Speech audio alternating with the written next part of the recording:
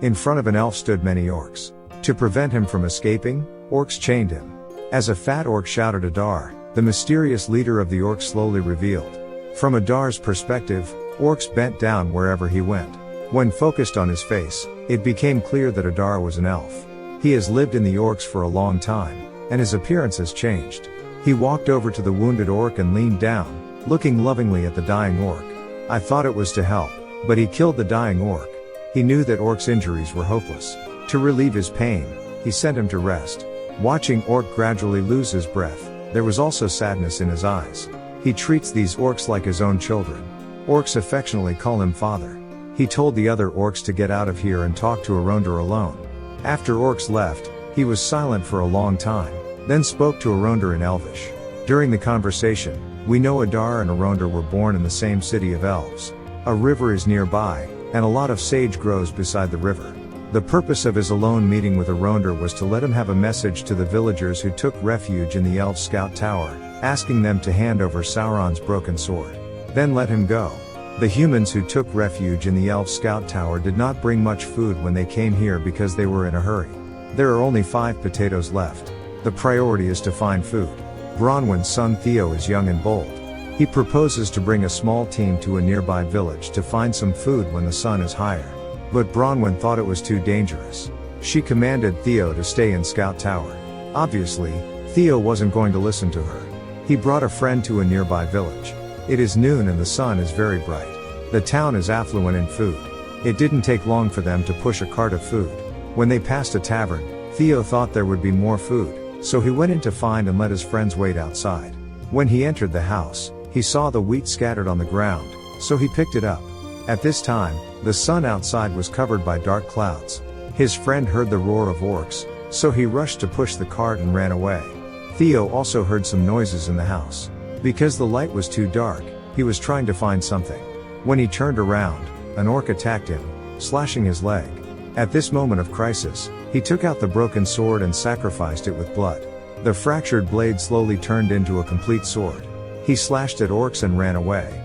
He got into the well outside and waited for orcs to leave before coming out of the water. He stayed in the well until night. When he heard orcs leave, he climbed out of the well. Holding the wet wheat bag, he glanced back, thinking he had escaped the orc's pursuit. But as soon as he turned around, he was knocked to the ground. Orc put the sword to his neck and kept yelling at him to hand over the broken sword.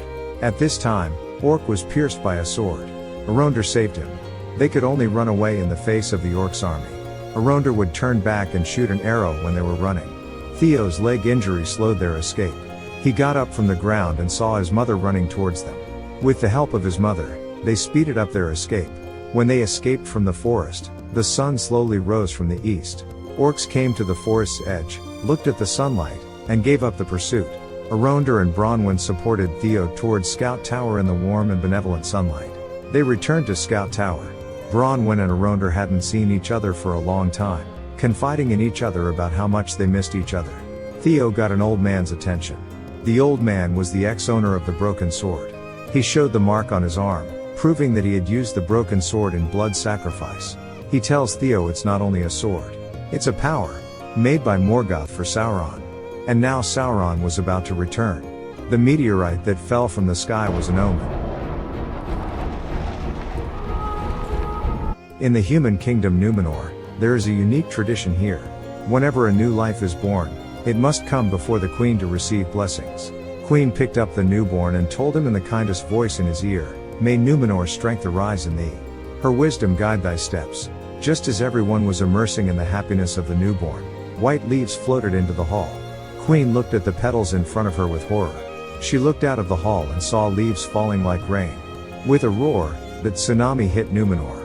Wherever the tsunami hit, all the houses were submerged.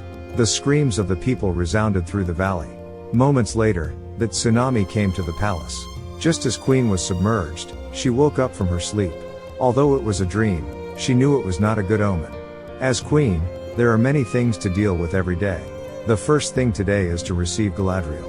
She shows the Queen the clues she got from the library about Sauron's evil plans. Galadriel asks the Queen to release Halbrand from the dungeon and tells her Halbrand is a king of the Southlands. Galadriel hopes Numenor will join forces against Sauron.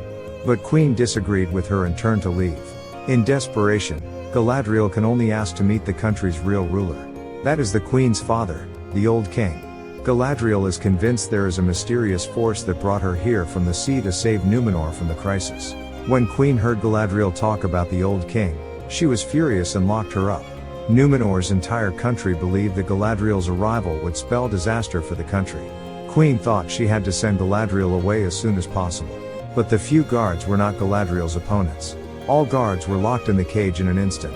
After she escaped, she went straight to the Old King's room. But at this time, the Old King was stubbornly ill and could not even speak. It was impossible to get an answer from him. So the target was placed on the Queen again. She questioned the Queen. The Old King used to be loyal to elves, but why she refused elves? Queen took her to a mysterious room. She lifted the flannel covering a sphere. Beneath it was a palantiri. There were 7 palantiris. The other 6 are missing, and the last one remains in Númenor. She asked Galadriel to touch palantiri with her hand. A scene slowly appeared in Galadriel's mind. She saw from the scene a giant tsunami was hitting Númenor. This is the future of Númenor. Since Galadriel came here, the omen of disaster has appeared frequently. The next day, Galadriel aboard a boat. She looked at Queen for a long time, hoping she would change her mind. But Queen's attitude remains firm. Galadriel took the boat towards a big ship heading to the Southlands. Before Galadriel reached the big ship, the white tree began to fall its leaves. Valar gave the tree to Númenor. The leaves represent Valar's tears. When the leaves fall, it means disaster is coming. At this moment, Queen realized Galadriel's departure meant disaster. Without hesitation, she invited Galadriel back and announced to people that she was going to the Southlands to stop Sauron's plan. This is the elf country Eregion. With the help of elves and dwarves, the world's most potent forge is being built rapidly. Eregion's lord said Durin, the prince of dwarves, seemed to be hiding something, and wanted Elrond to go to the kingdom of dwarves to investigate the situation. Elrond arrived at Durin's house, but only saw his wife Disa. Disa said Durin was away. Elrond felt she was lying, so he pretended to leave and hid in the far to monitor Disa. Sure enough, he saw the scene of Disa and Durin meeting. Elrond learns by mouth reading the old mine under Mirror hides a secret. He sneaked into the mine and found that a lighting ore was being mined inside. Durin discovered him and thought his real purpose in coming to Khazad-dûm was indeed the secret of dwarves. Elrond denies it. Durin made him swear to the mountain that he would never tell this secret to anyone. Dwarves found a kind of ore that had never been seen before, not only light but also extremely hard. Durin believed this ore would bring strength and prosperity to dwarves. They named it Mithril. Durin gave the piece of Mithril to Elrond as a token of their friendship. At this moment, the mine suddenly shook. Ignoring Elrond's advice, Durin rushed into the depths of the mine to save dwarves. King of Dwarves sold off the whole vein because of the accident, which made Durin very angry and quarreled with his father. Elrond comforted Durin, persuading him to be considerate of his father. Then Durin came to the palace to apologize to his father. The King of Dwarves wasn't angry. Durin mentioned that Elrond invited him to Lindon, and his instinct told him there was something strange. The king agreed with him and let him go to Lindon to see what was going on. Go to Lindon. Find out what.